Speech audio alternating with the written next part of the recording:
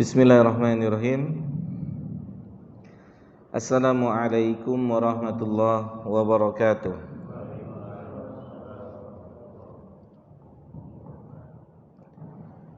Alhamdulillahirabbil alamin. Wassalatu wassalamu ala asyrafil anbiya'i wal mursalin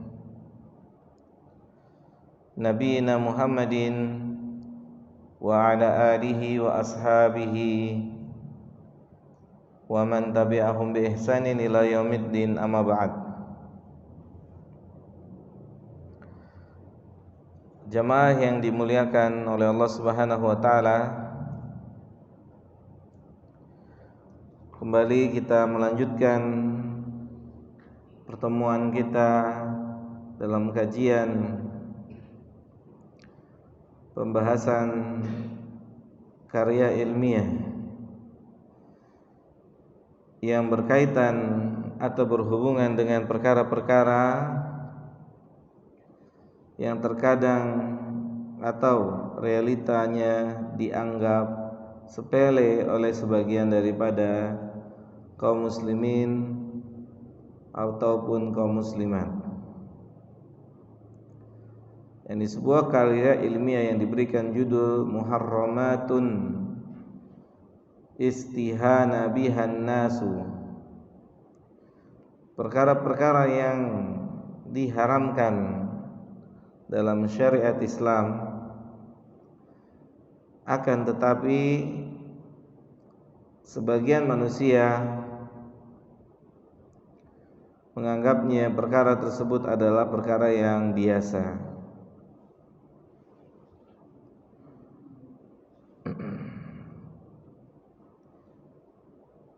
Tulisan ini ditulis oleh Fadilatul Syekh Muhammad Saleh Al-Munajjid hafizahullahu ta'ala. Kita akan masuk pada pembahasan yang baru di malam hari ini, yaitu pembahasan yang diberikan judul oleh penulis Imtina'ul mar'ati min firashi zawjiha bi ghairi udhrin syar'iyyin. Perkara yang dianggap biasa yang ternyata di dalam Islam memiliki konsekuensi yang sangat berat, dan tentunya hal ini, pembahasan malam hari ini berkaitan khusus dengan seorang wanita, yaitu dosa besar seorang istri yang menolak atau yang enggan memenuhi ajakan suaminya, panggilan suaminya dalam kebutuhan biologisnya.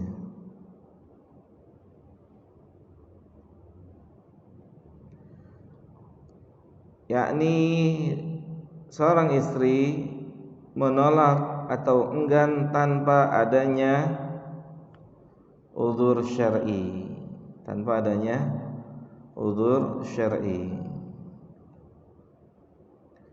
Maka ini bagian daripada perkara yang seharusnya dihindari oleh setiap wanita muslimah.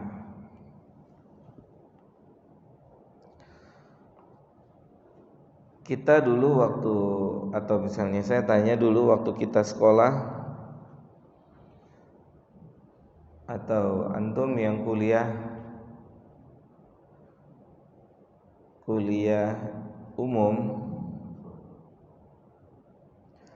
ada atau tidak materi mata kuliah yang berhubungan dengan nikah? Ada nggak? Ada nggak? Yakni maksudnya adalah apakah ada di materi mata kuliah yang berkaitan dengan bab pernikahan? Ada nggak Pak Irwan? Nggak ya? Maka di antara sebab seseorang mengalami kesulitan di dunia pernikahan karena mereka masuk dunia pernikahan belum siap ilmunya. Belum siap ilmunya. Padahal urusan pernikahan urusan yang sangat besar yang seseorang seharusnya sudah siap ilmunya sebelum dia masuk ke dunia pernikahan yang sesungguhnya.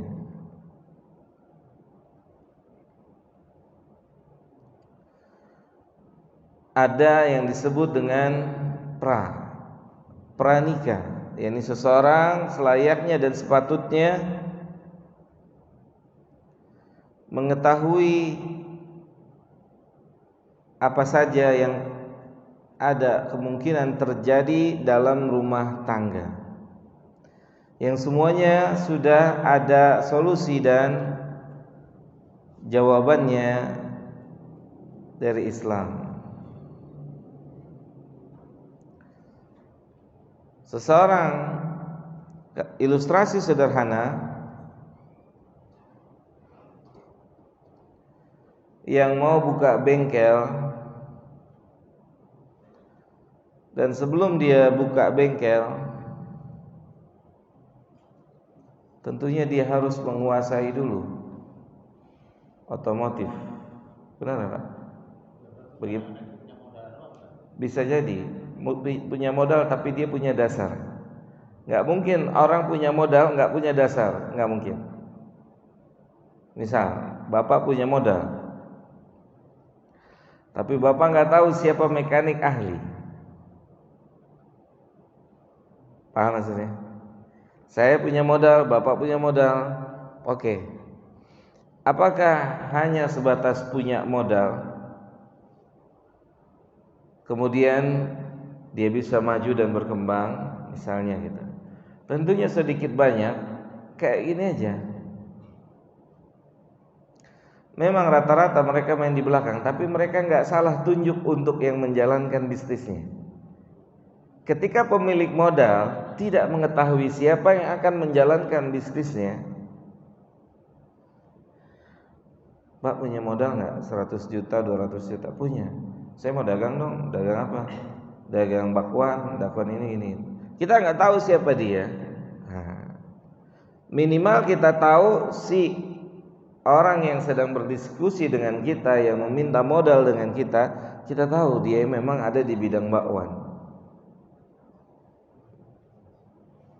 Gitu. Kurang lebihnya seperti itu. Sama persis dengan apa? Dengan seseorang yang dia mau menikah. Bisa jadi dan boleh jadi dia lebih menguasai ilmu tentang pernikahan daripada orang yang sudah menikah. Contoh misalnya, bisa jadi seseorang lebih mengetahui seluk-beluk teori poligami dari orang yang poligami itu sendiri. Mungkin atau tidak? Sangat mungkin. Karena itu teori dipelajari, dan tidak setiap yang berbicara tentang poligami mereka sudah poligami, tapi mereka telah memasuki dunia ilmunya. Saya pernah bicara tentang bab poligami di satu kota, sampai orang yang dengerin melongo gitu. Setelah kajian selesai di Palembang kalau nggak salah, disamperin, Ustadz sudah poligami? Belum, saya bilang gitu. Saya bilang gitu, belum. Kayaknya nguasain banget tuh ilmu gitu. Kayaknya ilmunya menguasai banget gitu. Teorinya mantep nih gitu. Jadi begitu selesai kajian, ada jamaah masuk tanya, Ustadz, kayaknya Ustadz mantep nih, teori benar-benar menguasai. Ustadz sudah poligami? Belum sih.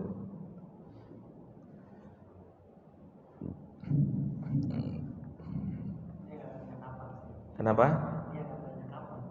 Dia nggak tanya kapan, dia cuma tanya sudah poligami gitu. Apa? Mancing ya. Provokator. Gitu. Nah, yang sangat disayangkan di kita ini tidak ada proses pranikah. Tidak ada proses pranikah yang harusnya dia menjadi kurikulum resmi. Kenapa? Karena dia mau masuk rumah tangga yang butuh ilmu sangat banyak. Mau bikin apa namanya? Sayur lodeh. Butuh ilmu nggak, Pak? Berapa takaran garamnya, sayurnya terus apa saja? Butuh ilmu nggak bikin sayur lodeh? Coba antum suruh saya bikin sayur lodeh jadi apa tahu? Nggak ngerti. Butuh ilmu. Untuk bikin sayur lodeh itu butuh ilmu. Apalagi untuk masuk bahtera rumah tangga. Makanya tidak sedikit orang masuk ke dalam rumah tangga, belum lama berumah tangga ribut. Bahkan tidak sedikit langsung apa, Pak? Bubar. Langsung bubar. Jawaban sederhana dari Syekh bin Baz rahimahullah. Ini disampaikan, kalau saya nggak salah, ini yang menyampaikan adalah Syekh Abdul Razak hafizahullah. Jadi Syekh bin Baz terima telepon, ada yang bertanya. Ada kebetulan di situ ada Syekh Abdul Razak. Syekh Abdul Razak sebagai seorang talib muridnya, dan suaranya kedengaran. Dia bertanya tentang kondisi istrinya. Hubungan terjadi perselisihan dalam rumah tangga. Lihat, Pak. Subhanallah, jawaban singkat dari ahlul ilmu. Apa kata Syekh bin Baz? Tidak ada bidadari di dunia ini. Dia mengeluhkan tentang istrinya begini. Tidak ada bidadari di dunia ini. Tidak ada kesempurnaan milik makhluk, enggak ada. Kalau mau dibalikin, mungkin istrinya juga bisa komplain tentang suaminya dengan kekurangannya. Sahih? Kita bisa komplain tentang istri kita. Istri kita ini begini. Mungkin lebih banyak kita kurangnya kalau mau dihitung-hitung. Lihat jawaban ahlul ilmu, enggak banyak lebar, singkat. Artinya apa, Pak? Artinya kesalahan, kekurangan, kekeliruan itu mungkin terjadi sama sebuah pasangan rumah tangga. Kalau nggak punya ilmu, udah kita bubar aja deh. Emang kita udah nggak cocok lagi. Sahih? Udah kita bubar aja. Lakum dinukum waliyadin. Kalau nggak punya ilmu, sahih gitu. Kalau punya ilmu, maka dibahas secara ilmiah bagaimana Islam mengajarkannya. Ada urutan-urutan yang diajarkan oleh Islam yang harus ditempuh oleh sepasang suami dan istri. Gitu. Maka terjadilah apa yang terjadi hari ini. Sebuah rumah tangga dibangun hanya berasaskan suka sama suka dan tidak dibangun di atas dasar ilmu. Di atas dasar ilmu.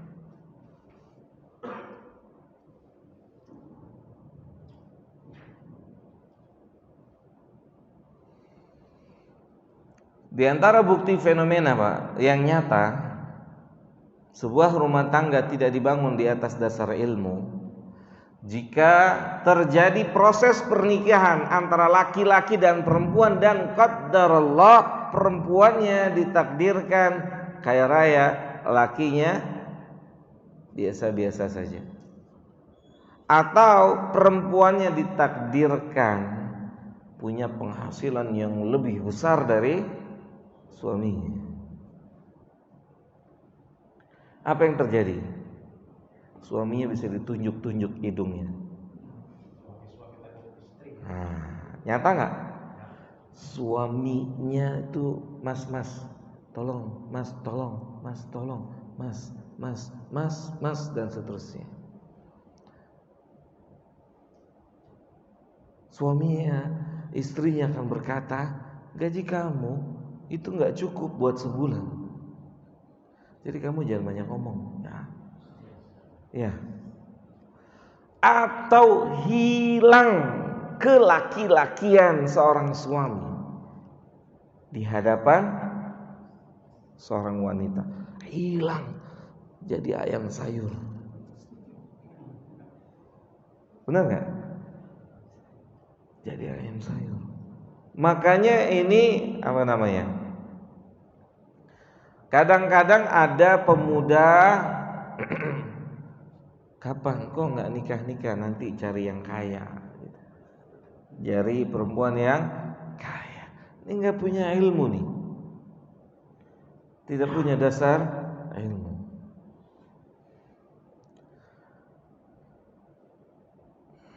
Itu salah satu contoh realita yang terjadi ketika pasangan suami istri atau ketika pasangan menikah dan tidak didasari dengan ilmu, maka berjalanlah rumah tangga yang tidak didasari dengan ilmu agama.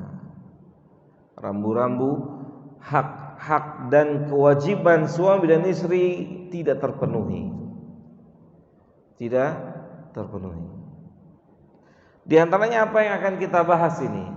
Enggak tertutup kemungkinan istri yang letih capek bekerja, suaminya udah kedatangan syahwat yang, Pak, aduh aku capek baru pulang kerja. Mungkin sangat. Aku letih baru pulang kerja. Aku letih, capek.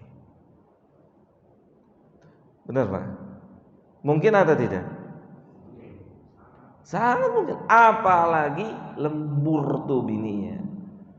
Pulangnya jam berapa? 10 malam. Lakinya ngeliatin plafon aja gitu.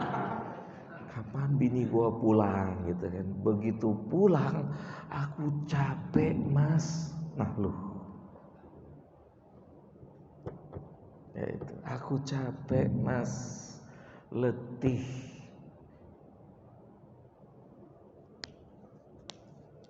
Nah itulah sebuah fenomena yang terjadi di sekitar kaum muslimin, yang tidak sedikit kaum muslimin juga mengalaminya.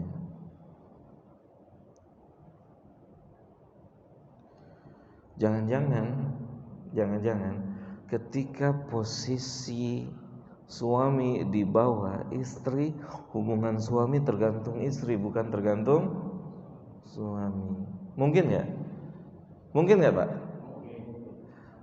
Gue lagi nggak mau, lu diem aja. Gue lagi mau, lu harus mau nggak mau. Jadi kebalik gitu.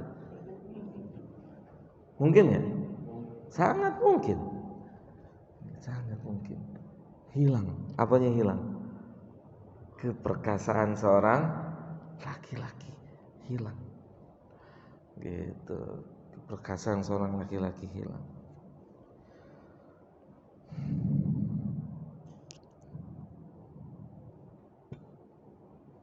Kita mau bahas tentang satu fenomena dosa besar. Ternyata dalam Islam bagian dari dosa besar, yakni seorang istri yang tidak punya uzur syar'i menolak ajakan suami. Kalau kita minggu lalu saya bilang di alih kelas tuh, saya jadwal di alih kelas minggu lalu. Saya bilang di majelis ini hubungan suami istri harus dilakukan, harus dikomunikasikan antara suami dan istri. Apalagi kita hidup di zaman yang mata ini sulit untuk terjaga. Kalau tidak disalurkan, itu numpuk di sini di kepala. Makanya cepat tertinggi, cepat beruban darah. Tapi kalau sudah disalurkan, kalau sudah disalurkan, ini aman kan ngomongnya sini? Aman. Ya nak ya, kamu kelas berapa?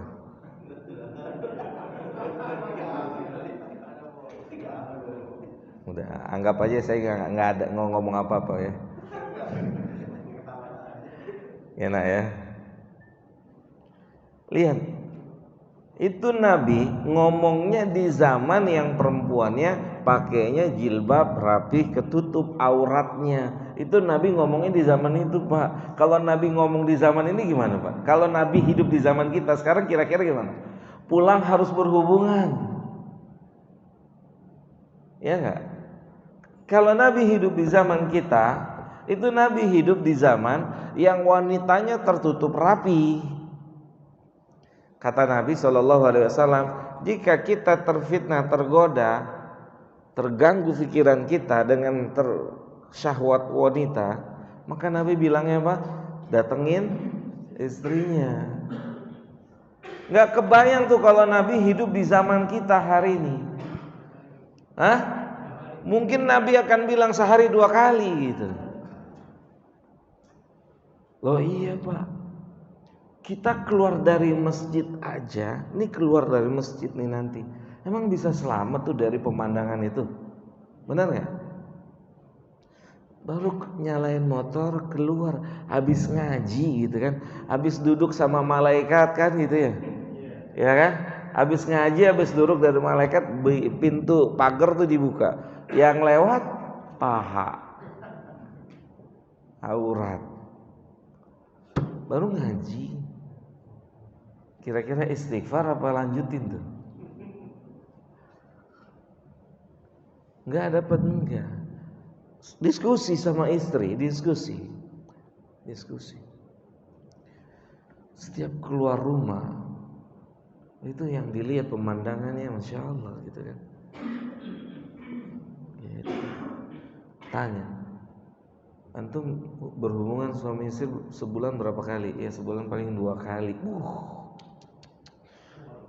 Palanya kayak apa tuh pusingnya tuh.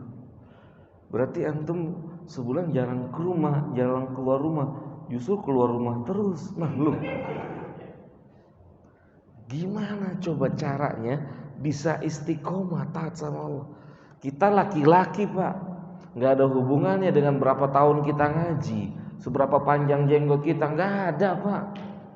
Gak ada hubungannya, syahwat itu gak ada. Benar gak? Antum ngelihat yang bening-bening kegoda nggak? Normal.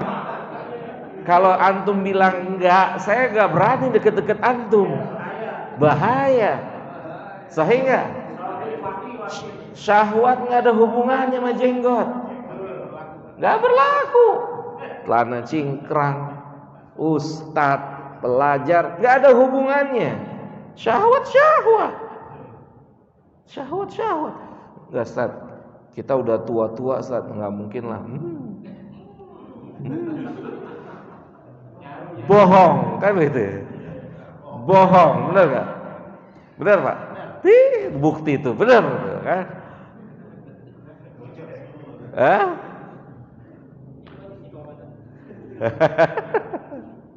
Bismillah.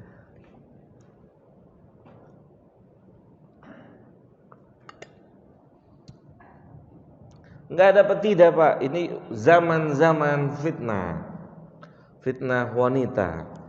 Sampai Nabi bilang ittaqud dunya wattaqun nisa. Nabi bilangnya bahasanya takutlah gitu. Kata Nabi bilang apa? Takutlah terhadap dunia dan takutlah terhadap perempuan. Kalau saya bilang, "Mas, antum harus takut sama singa." Kita akan reaksinya gimana? Menjauhi singa. Dan seperti itulah seharusnya. Oh, jangan bilang saya imannya kuat untuk berhubungan dengan wanita. Enggak. Tinggal tunggu tanggal mainnya jatuh. Jangan coba-coba dengan apa yang sudah diperingatkan oleh Nabi yang mulia sallallahu alaihi wasallam. Gak ada yang sanggup. Gak ada. Makanya ibtiad, menjauh.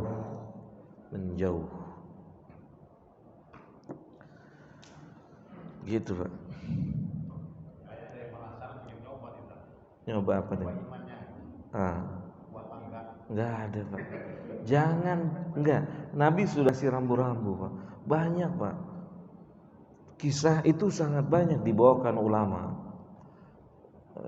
Di antaranya dalam kitab Sifatus Safwah itu ada seorang, ya ma'ruf lah, seorang muadzin. Kalau azan dulu kan nggak pakai pengeras, tapi mereka harus naik ke atas agar suaranya sampai. Nah, ada seorang muadzin azan. Kalau dia setiap naik ke atas azan, itu ada satu rumah yang kelihatan seorang wanita cantik jelita. Awalnya diliatin, kemudian akhirnya didatengin tuh rumahnya. Datang, laki-laki gentle datang. Ternyata sang wanita tersebut non muslim. Saya mau sama anak bapak gitu. Bapaknya bilang, saya keluarga bukan Islam. Saya akan kasih anak saya dengan satu syarat, masuk agama saya. Diterima Pak. Berlangsunglah proses pernikahan.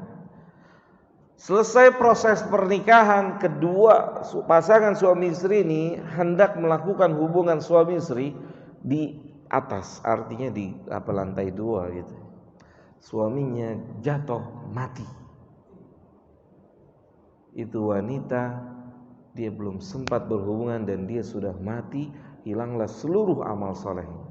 Karena dia mati di atas agama non-muslim.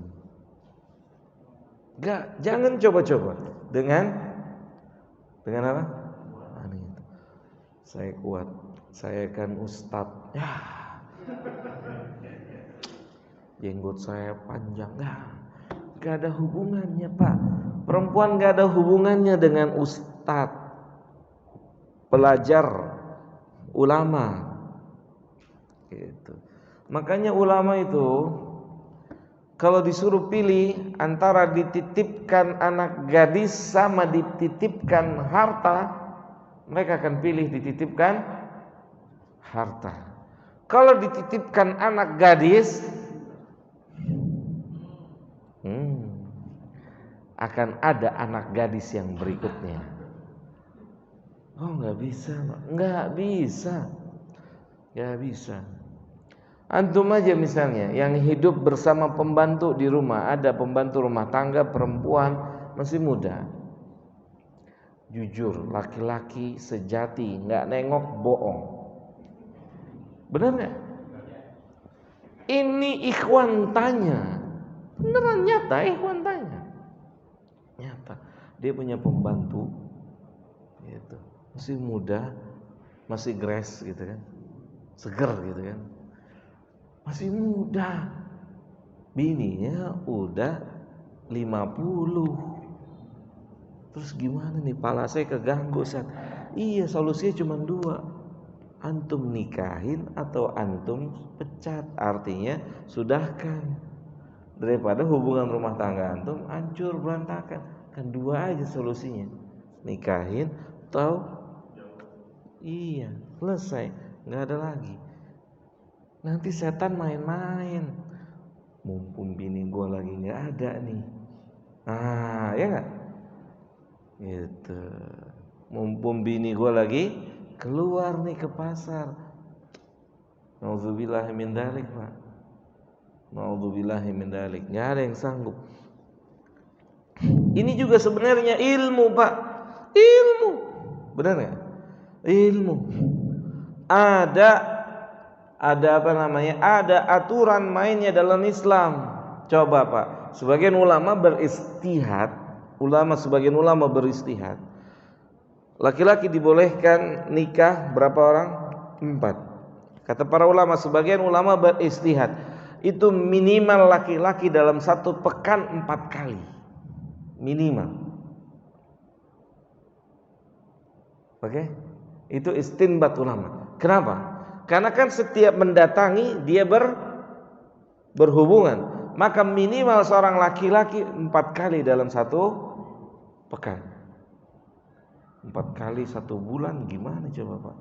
Sebulan sekali. Banyak nih liatin plafon gitu kan.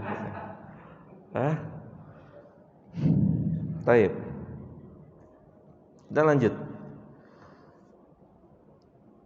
Sebuah hadis dari sahabat Abu Hurairah radhiyallahu taala anhu dari Nabi kita Muhammad sallallahu alaihi wasallam. Nabi mengatakan dalam hadis yang diriwayatkan oleh Imam Al-Bukhari, "Idza da'a ar-rajulu imra'atahu ila firashihi." Jika seorang suami mengajak istrinya untuk berhubungan suami istri, ya, untuk berhubungan suami istri, memenuhi hajatnya, fa'abat, kemudian sang istri menolaknya, menolak tanpa ada udzur syar'i. Kalau punya udzur syar'i boleh dia tolak, Mas aku sedang halangan, boleh dia tolak. Oke? Lihat kata Nabi, hatta, sampai walaupun dia sedang lagi di dapur, itu kompornya harus dimatiin. Misalnya ada suami, misalnya ya, saya nggak tahu, ini contoh ilustrasi aja. Suami punya bel, tet, kalau bunyi bel itu berarti dipanggil tuh bininya tuh. Misalnya, atau dia ketok-ketok apa? Pakai isyarat, kode. Atau dia begini, atau bagaimana lah isyaratnya. Nah, maka bininya harus paham. Oh, panggilan. Cekrek, matiin dulu. Itu kata Nabi, hatta lagi masak itu harus berhenti. Ntar dulu Mas, tanggung, enggak boleh tuh, matiin, enggak boleh. Ini ada enggak? Ntar dulu, tanggung, sabar dikit kayak gitu, kayak pret minyak loh gitu kan. Mungkin enggak ada yang kayak gitu? Sangat mungkin, ya sangat mungkin ada yang gitu ya Pak ya. Sabar lo gitu kan. Ntar dulu gue lagi masak. Nah, Kembali lagi tidak ada ilmu, akhirnya terjadi apa yang terjadi. Kita lanjut pada salat Isya. Wassallallahu ala nabiyina Muhammad wa ala alihi wa sahbihi ajmain.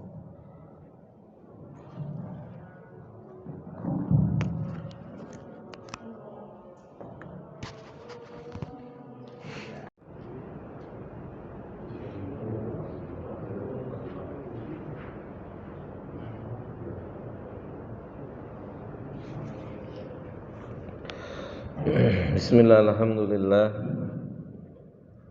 wassalatu wassalamu ala Rasulillah wa ala alihi wa ashabihi wa man walah, amma ba'd. Baik jamaah yang dimuliakan oleh Allah Subhanahu wa taala, kita lanjutkan kajian kita dari pembahasan kitab Muharramatun Istahana bihan nas yang ditulis oleh Syekh Saleh Al-Munajid hafizahullahu taala.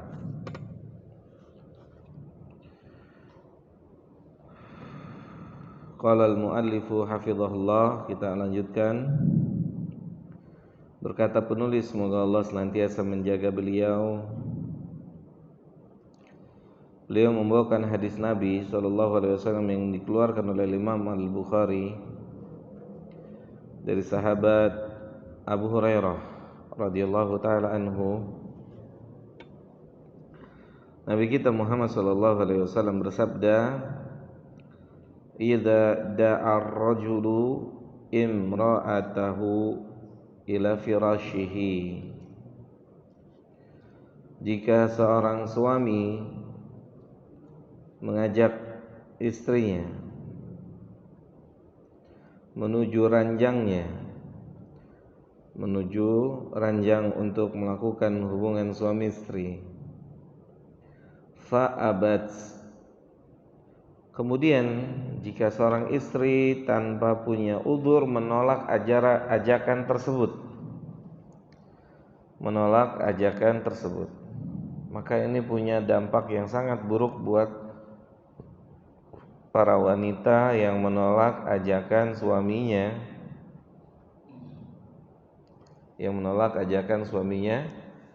yang dia tidak memiliki alasan yang dibenarkan dalam Islam.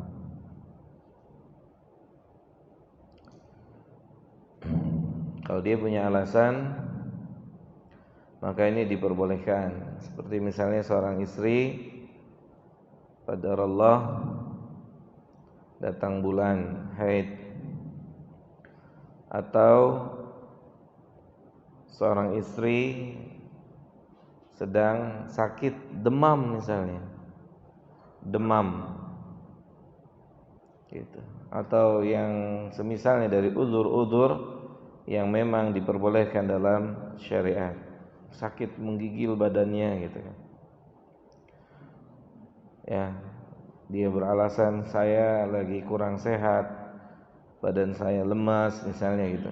Perempuannya ngomong gitu, badan saya lemas, itu sepegang palanya sama suaminya, memang panas badannya, maka ini bagian daripada udzur yang diperbolehkan. Jangan suaminya bilang, udah kamu kan diem aja gitu. Ya kan lagi sakit ya Pak, dipaksa gitu. Kamu kan diem aja nggak ngapa-ngapain gitu. Udah diem aja, udah diem. Oh lagi sakit ya kan, lagi sakit. Kan kita sama-sama berumah tangga nih Pak. Ya, sama-sama berumah tangga. Saya rasa kita kadang pernah mendapati satu kondisi yang seperti ini. Benar nggak Pak? Yang kadang kalanya kita yang sakit atau istri kita yang sedang sakit. Gitu. Maka ini adalah salah satu alasan yang diperbolehkan untuk wanita menolak ajakan suami.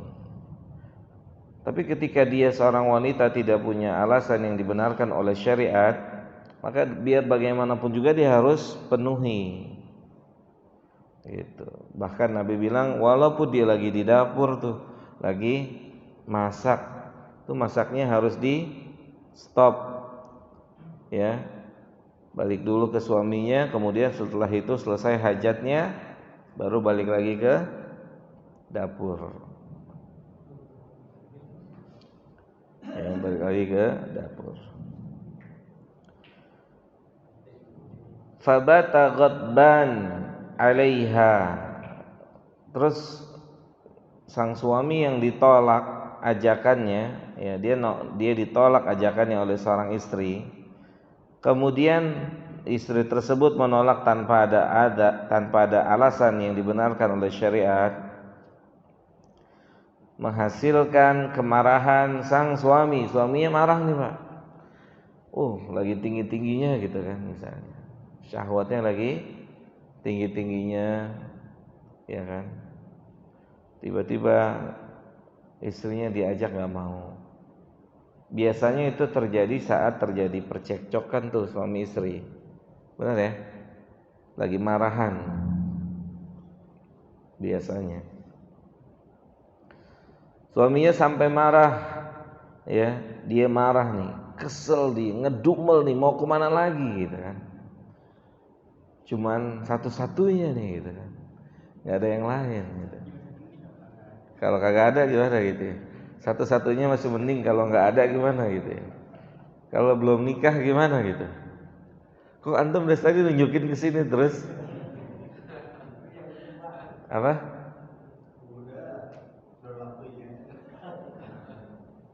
Duda. Istrinya di kampung. Cariin, Masya Allah. Iya. Baik. Pantesan dari tadi mata-matanya tertuju ke sini terus gitu.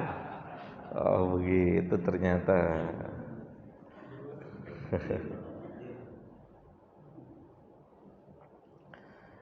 Ya banyak-banyak puasa aja dulu.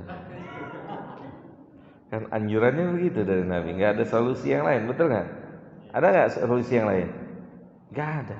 Kecuali puasa. Fa inna lahu wija, kata Nabi, karena itulah yang akan menjadi pelindung untuk dirinya.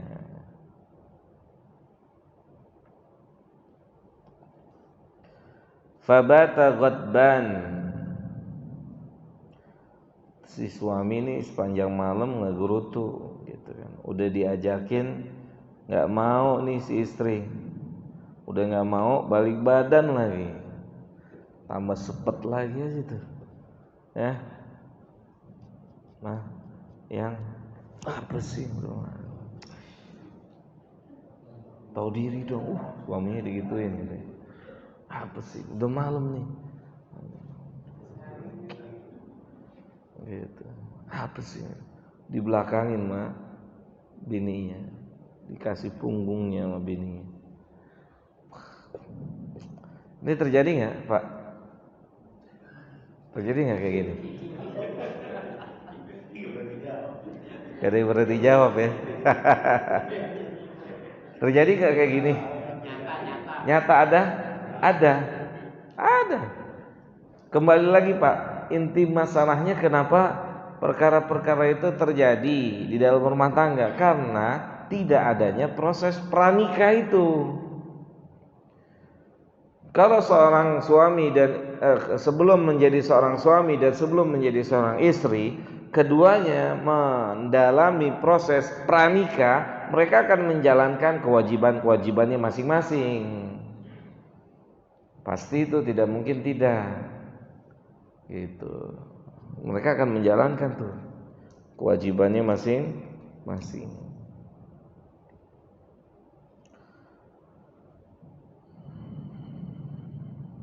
Lihat efeknya, kata Nabi, la'anatha al-malaikatu hatta tusbiha.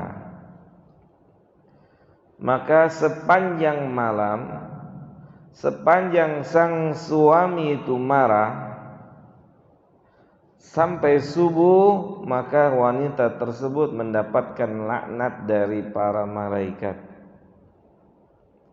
Subhanallah. Ternyata bukan perkara yang ringan, perkara yang besar sampai menyebabkan mereka harus mendapatkan laknat. Apa makna laknat? Dijauhi dari keberkahan. Hidupnya tidak ada keberkahan.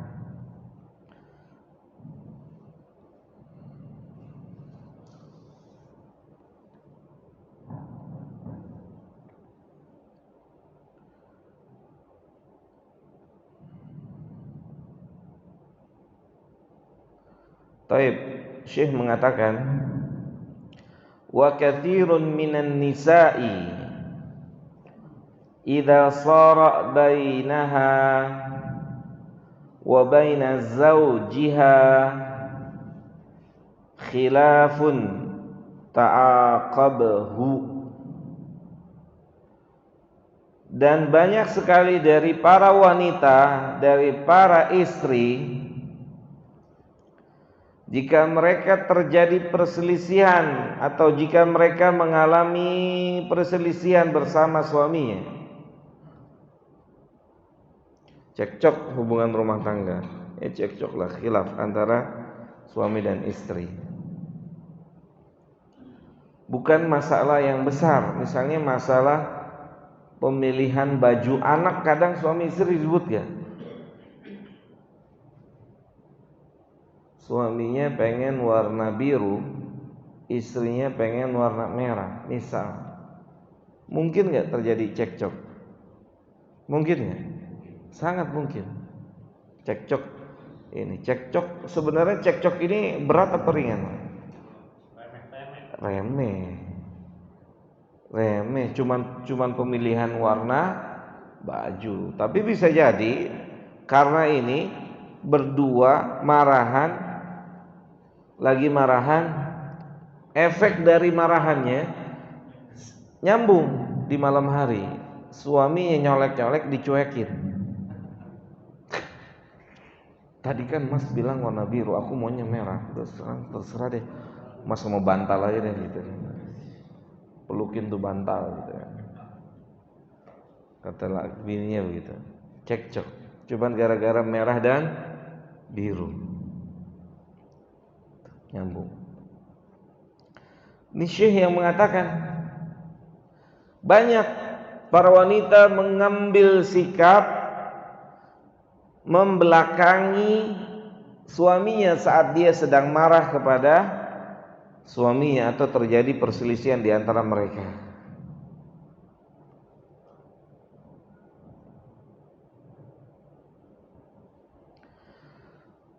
Banyak ya contohnya, sangat banyak sekali. Mas, nanti kamu pulang kerja tolong bawain aku bakso Malang ya gitu. Oke siap, kata lakinya. Iya siap. Yang biasa kan? Iya yang biasa. Sampai depan rumah dia baru inget gitu. Mungkin gak? Mungkin. Kita kan berumah tangga, dan kita sebagai manusia kadang-kadang lupa, khilaf. Sampai parkir motor, taruh motor, sampai depan pintu baru oh iya tadi dia telepon minta bakso Malang, urusannya malam tidur sendiri nih gitu kan.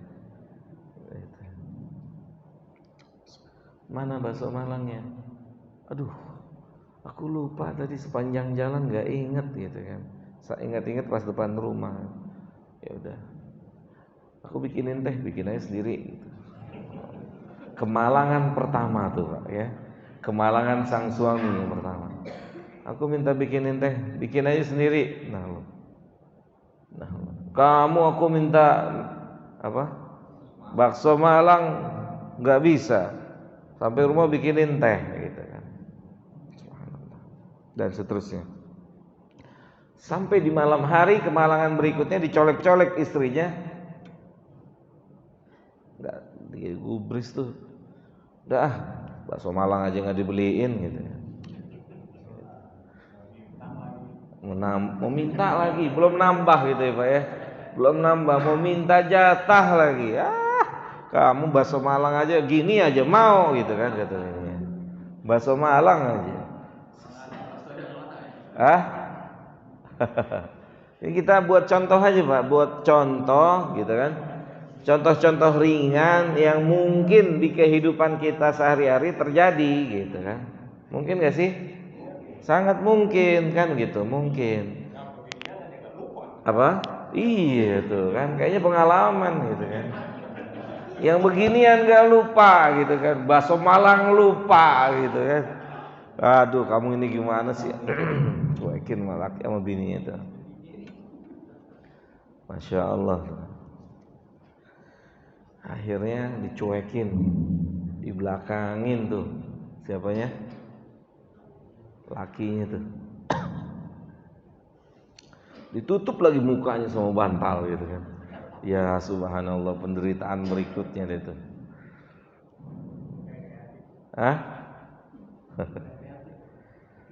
Insya Allah.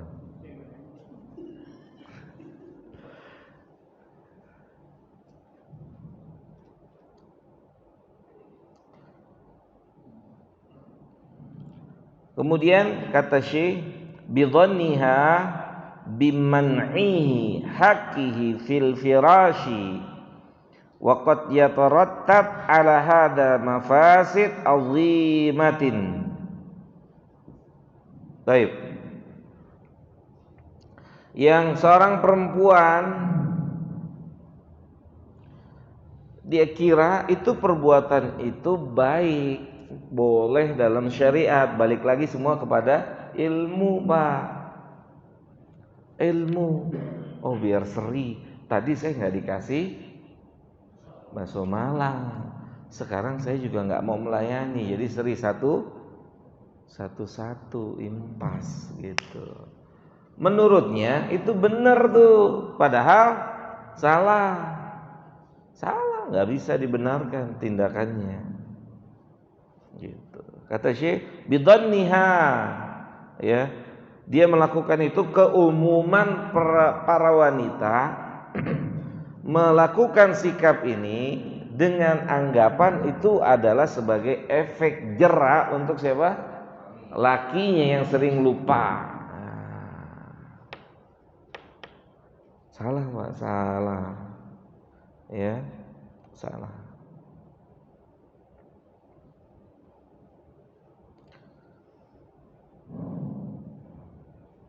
Padahal lihat, untuk para wanita muslimah, lihat kata Syekh, biman'ihi haqqihi fil firashi wa qad yatarattab ala hadha mafasid azimah. Ini sang perempuan nggak sadar di antara efek yang terjadi, efek yang dihasilkan dari penolakan oleh sang wanita, oleh seorang istri, maka di antara efeknya sangat banyak sekali, akan menimbulkan efek-efek yang sangat banyak. Dan bisa jadi efek tersebut adalah wuqu'uz zawji fil harami. Bisa jadi sang suami berbuat tindakan yang haram di malam itu. Ya, berbuat tindakan yang haram. Seperti beronani misalnya. Gak berlaku Pak, gak berlaku. Syahwat gak ada hubungannya sama jenggot, gak ada hubungannya sama umur, ya. Dibahas lagi katanya, udah dong kata beliau, udah dong jangan dibahas lagi dong gitu. Ampun gitu ya. Ntar lagi kalau dibahas lagi sekali lagi pulang nih kayaknya. Gitu. Masih mending jika yang terjadi perbuatan haram sendiri. Jika sikap seorang wanita terus-terusan seperti itu, tidak tertutup kemungkinan suaminya akan jatuh dalam perzinahan. Tidak tertutup kemungkinan. Kenapa? Karena kan dia butuh apa? Butuh tempat penyaluran. Tidak sedikit syaitan akan bermain di dalam pikirannya. Bini lu tuh susah itu kan. Bini lu tuh susah gitu. Cari aja yang lain gitu. Berbuat yang haram pada dari mulai berpikir, mencoba, akhirnya terjadi. Kalau sudah terjadi, susah untuk keluar dari apa? Zona itu susah. Nanti bisa-bisa sang istri tidak lagi disentuh selama-lamanya karena dia sudah merasakan kenikmatan di tempat yang lain. Maka kata para psikolog, di antara tanda-tanda adanya keretakan hubungan suami istri itu berkurangnya hubungan intim. Hubungan. Tuh, masih ingat gak dulu waktu nikah sehari berapa kali? Masih ingat gak? Iya. Enggak, maksud saya masih ingat gak sehari berapa kali dulu? Ada 3-4 kali? Taim. Oke. Ya kita sama-sama merasakan itu kan ya. Sama-sama tahu proses itu. Pertanyaan saya, kenapa bisa terulang-ulang dalam satu hari?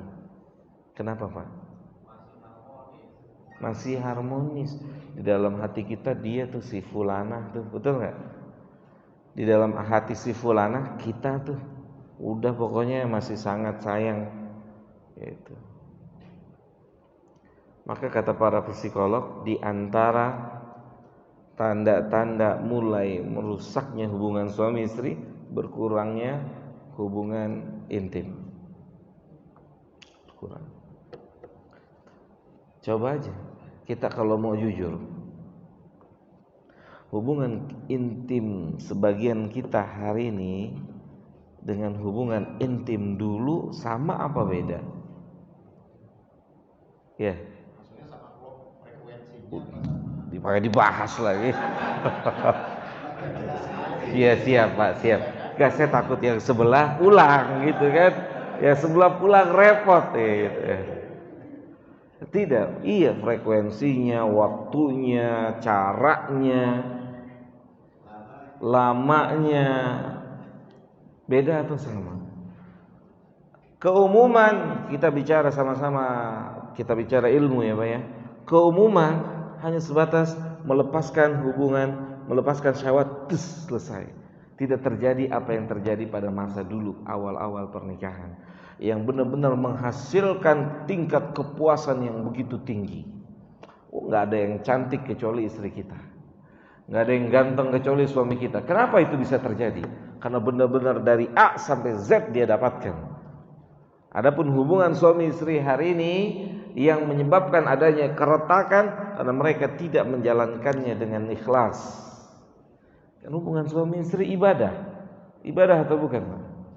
Hatta fi bud'i ahadikum sadaqah, itu kata Nabi.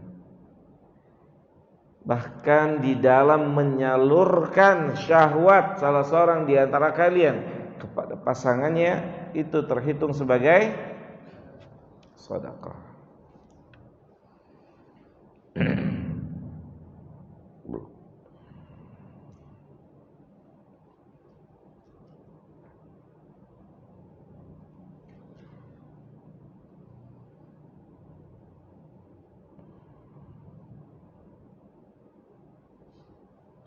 Ya, semoga para wanita ummahat, istri-istri daripada kaum muslimin dapat memahami salah satu di antara yang harus mereka tunaikan adalah memenuhi keinginan suaminya saat suaminya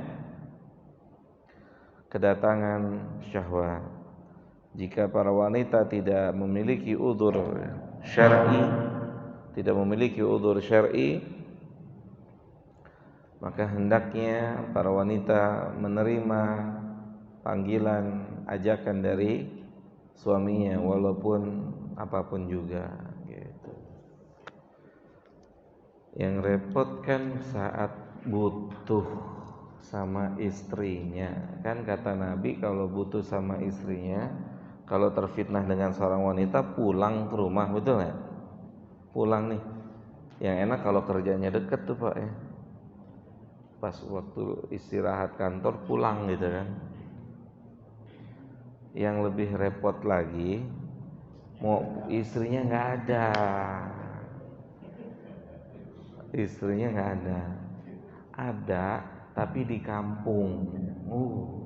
Terus pulang kampung dulu Pak. Gitu.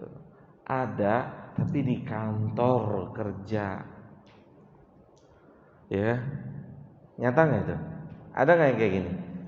Dia mau memenuhi undang syahwatnya, tapi istrinya nggak ada, lagi kerja, nggak dapet. Akhirnya ngeliatin plafon lagi, gitu. Gitu. Ya Mas ya, sabar ya Mas. Baik Pak, sampai di sini mudah-mudahan bermanfaat buat saya dan buat kita semua. Ada yang mau diskusi, tanya jawab, falyatafadhal. Ya Pak. Tadi yang disebutkan masalah dosa seorang istri apabila menolak suami. Sebab hadis Nabi turun waktu itu dalam kondisi perempuan saat itu kerjanya cuma di rumah, walaupun di rumah pun ada pembantu. Nah, sekarang kan kondisinya beda. Justru kadang-kadang seorang wanita yang lebih capek mencari nafkah daripada laki-laki. Iya. Apakah peraturan itu tetap berlaku? Tetap berlaku.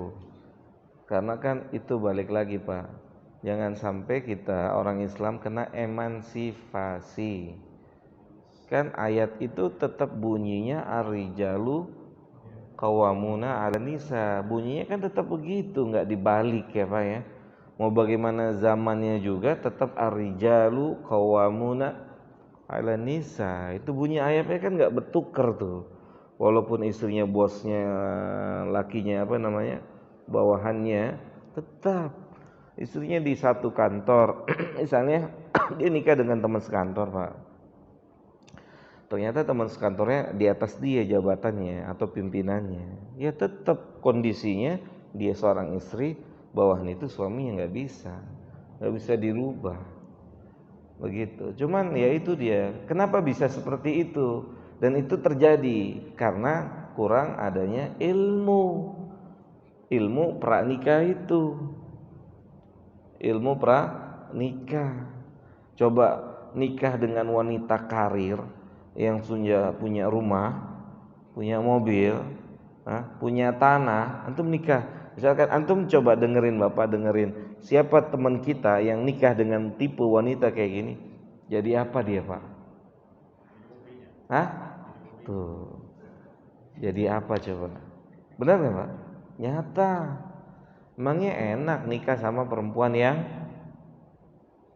kaya? Gitu. Kalau soleha, ya cari yang soleha. Di mana? Kan begitu. Di mana? Ketemunya di mana? Saya juga mau kan gitu ya. Kan begitu Pak. Cuman di mana? Yang namanya wanita itu lebih condong pada harta.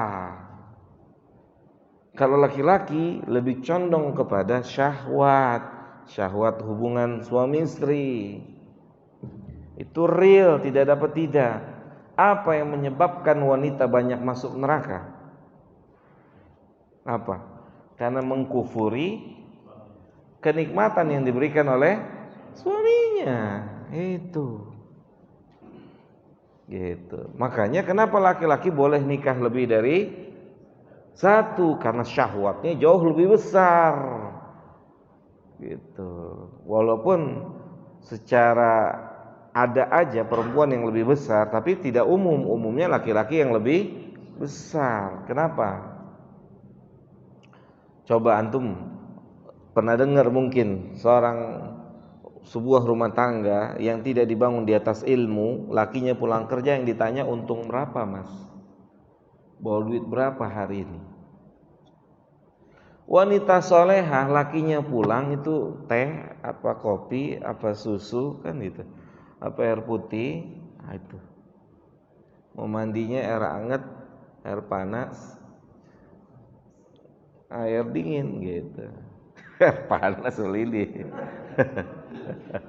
Ya kan? Terus mau makan malamnya kuah kering. Nah, habis itu mau hubungan suami istri apa tidak? Nah, itu wanita soleha.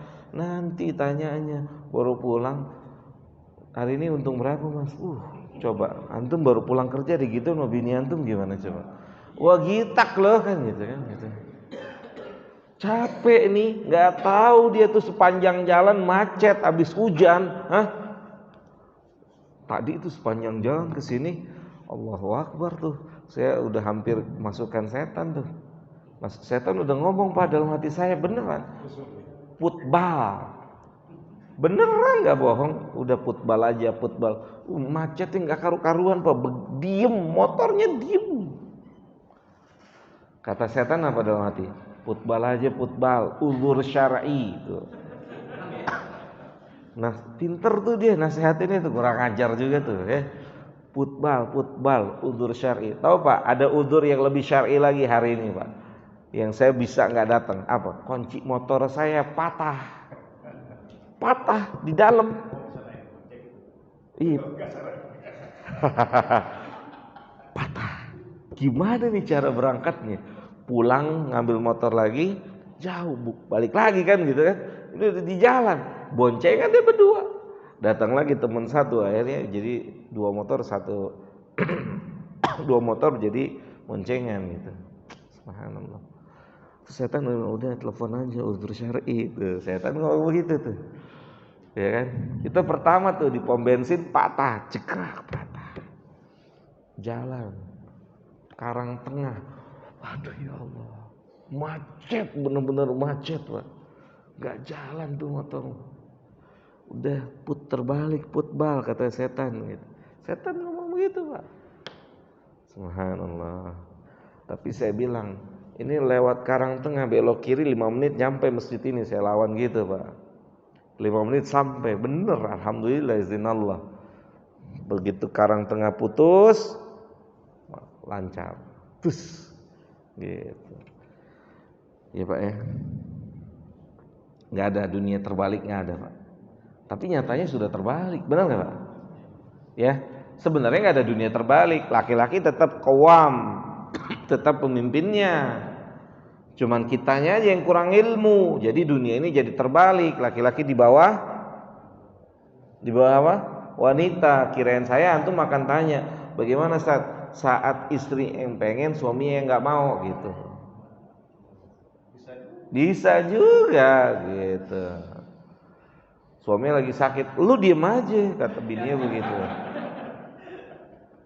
Ya kan? Bisa nggak? Mungkin nggak itu? Sangat mungkin. Apalagi suaminya makan dari istrinya. Diem aja antum. Diem aja ya. Ditunjuk lagi hidungnya, tuh diem aja ya gitu. Gitu. Laki-laki Pak harus jadi laki-laki gitu. Makanya kata para ulama, laki-laki itu yang terbaik tidak tinggal di rumah mertua, keluar bawa anaknya keluar, kan udah jadi istrinya, keluar gitu. Walaupun apa? Kontrak merdeka, merdeka gitu. Laki-laki tuh nggak apa-apa, nggak masalah gitu. Ada lagi?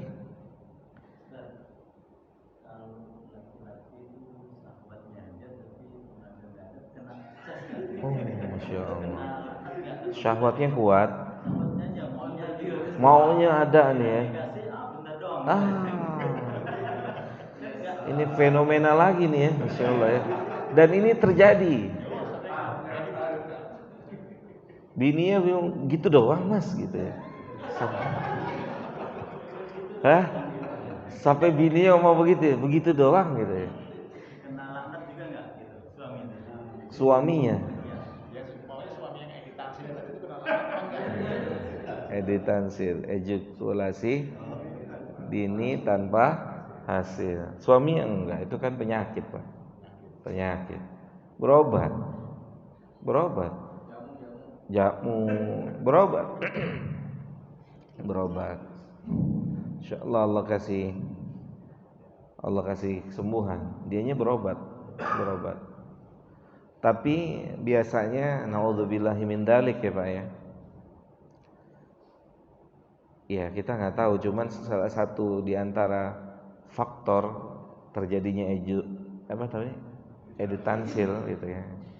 Terjadinya editansil itu karena suaminya sering melakukan pelanggaran dalam masalah ini. Jujur efeknya saat dia sudah menikah, mohon izin, dia sering onani, sehingga puncak kenikmatan saat berhubungan suami istri tidak didapatkan. Itu salah satu efek daripada onani. Jadi sang istri yang tersiksa kan? Benar nggak?